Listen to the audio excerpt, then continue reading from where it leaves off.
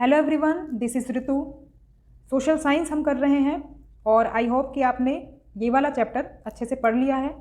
अब हम करने वाले हैं इस चैप्टर के से रिलेटेड जो भी प्रीवियस ईयर एग्ज़ाम में क्वेश्चंस पूछे गए हैं, इससे रिलेटेड उनको हम आज डिस्कस करेंगे।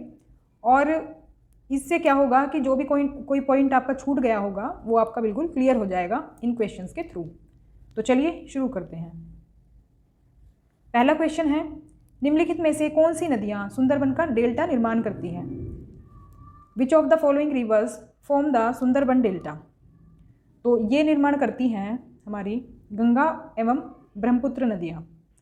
तो हमने पढ़ा था कि जो गंगा और ब्रह्मपुत्र नदियाँ होती हैं ये एक डेल्टा का निर्माण करती हैं जो कि बांग्लादेश और इंडिया में बनता है। और इसमें होता क्या है कि नदियाँ जो हैं काफ़ी बड़े एरिया में डेल्टा बनाती हैं और ये विश्व का सबसे बड़ा डेल्टा कहलाता है और इसे सुंदरबन का डेल्टा भी कहा जाता है, या फिर हम कहें गंगा ब्रह्मपुत्र का डेल्टा भी कहते हैं। तो कई तरह से याद रखेंगे इस क्वेश्चन को। नेक्स्ट क्वेश्चन है, निम्नलिखित में से कौन सा प्रायद्वीपीय पठार का लक्षण नहीं है? Which of the following is not a feature of peninsular plateau?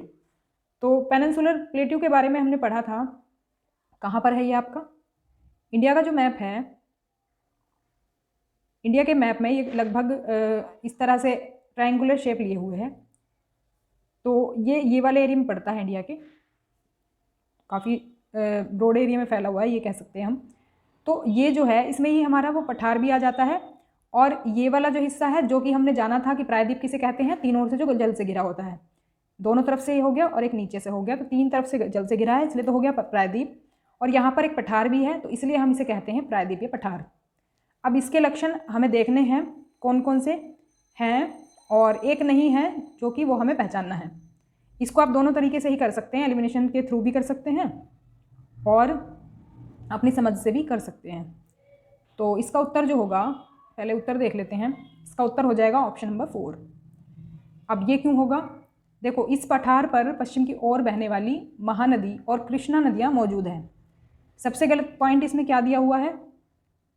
गलत पॉइंट इसमें आप चाहें तो खुद से पहचानें।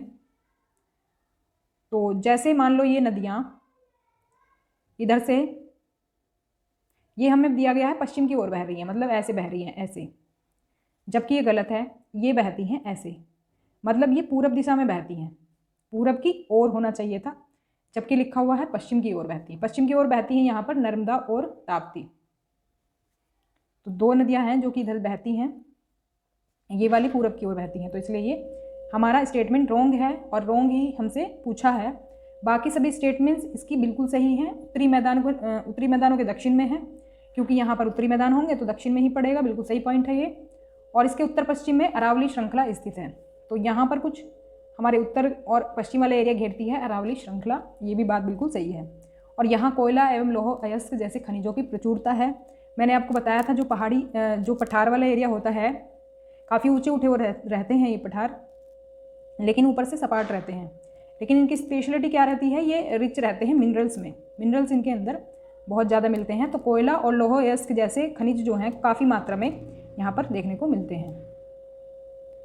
नेक्स्ट क्वेश्चन है, निम्नलिखित स्थल रूपों में से किसमें खनिज निक्षेपों की प्रचुरता पाई जाती है? तो अभी हमने क्या देखा है, अभी जो पढ़ा था उसी से रिलेटेड क्वेश्चन है ये। तो हमसे पूछा है कि मिनरल डिपॉजिट्स जो हैं वो सबसे ज़्यादा कहाँ पाए जाते हैं? तो ये हो जाएगा हमारा ऑप्शन नंबर 4। तो इसको वैसे भी आप एलिमिनेशन के थ्रू भी कर सकते हैं। अब देखो, घाटी वाले एरिया में तो हो नहीं सकते क्योंकि वो तो एकदम ठोस एरिया रहता है, ठोस एकदम पत्थर रहता है वहाँ पर। तो घाटी मतलब वो हो जाएगा ना पर्वतों के बीच वाला जो हिस्सा है। और ये जो पर्वत है, पर्वत भी नहीं होंगे, पर्वतों पे तो मिनरल मिलने का सवाल ही नहीं उठता। और मैदानी एरिया भी नहीं है, क्योंकि हमने पढ़ा था पठारी है, तो ये इसका ऑप्शन नंबर 4 सही हो जाएगा, क्योंकि हमसे प्रचुरता पूछी है। हो सकता है मैदानों में कहीं मिल जाता हो, लेकिन पठारों में सबसे ज़्यादा ये मिलते हैं। भारत के लगभग मध्य भाग से होकर गुजरने वाला प्रमुख अक्षांश है। वैसे तो मैंने आपको ये लैटिट्यूड और लॉन्गिट्यूड वाली मतलब लाइंस वाले चैप्टर में भी करा दिया है, लेकिन ये इसी चैप्टर में दिया हुआ था एग्जैक्ट ऐसे ही। तो इसका उत्तर हो जाएगा ऑप्शन नंबर 4, कर्क रेखा या फिर कर्कवृत्त। तो भारत के बिल्कुल मध्य से गुजरता है ये ट्रॉपिक ऑफ कैंसर, कुछ यहाँ से गुजरता है ये। नेक्स्ट क्वेश्चन है, सह्याद्री को सामान्यतः जाना जाता है। तो हमने देखो पढ़ा था पश्चिमी घाट और पूर्वी घाट के बारे में, और इनमें से पश्चिमी घाट को सह्याद्री भी कहा जाता है। सेकंड ऑप्शन जो है हमारा हो जाएगा सही उत्तर। नेक्स्ट क्वेश्चन है, निम्नलिखित में से कौन सा एक केवल तटीय क्षेत्रों का अधिक विनाश कर सकता है, अत्यधिक विनाश कर सकता है।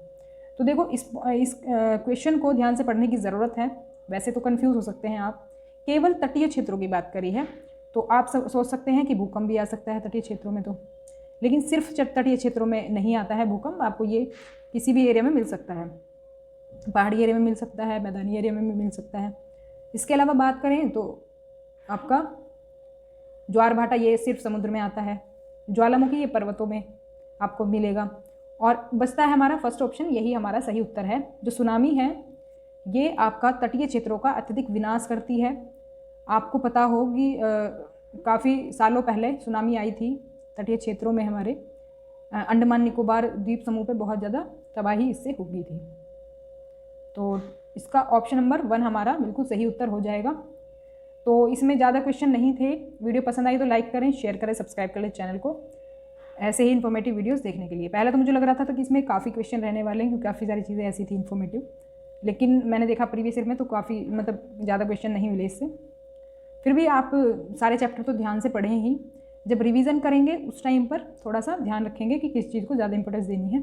वैसे मैं मैराथन क्लास इसकी करा दूँगी, जब ये मैं कंप्लीट करा दूँगी कोर्स, तो एग्ज़ाम से पहले कंप्लीट आपका मैराथन जरूर लूँगी सभी सब्जेक्ट का, मतलब सोशल साइंस के सभी सब्जेक्ट का, जैसे ज्योग्राफी, हिस्ट्री, पॉलिटी, सबका एक मैराथन करा दूँगी और क्वेश्चंस का भी।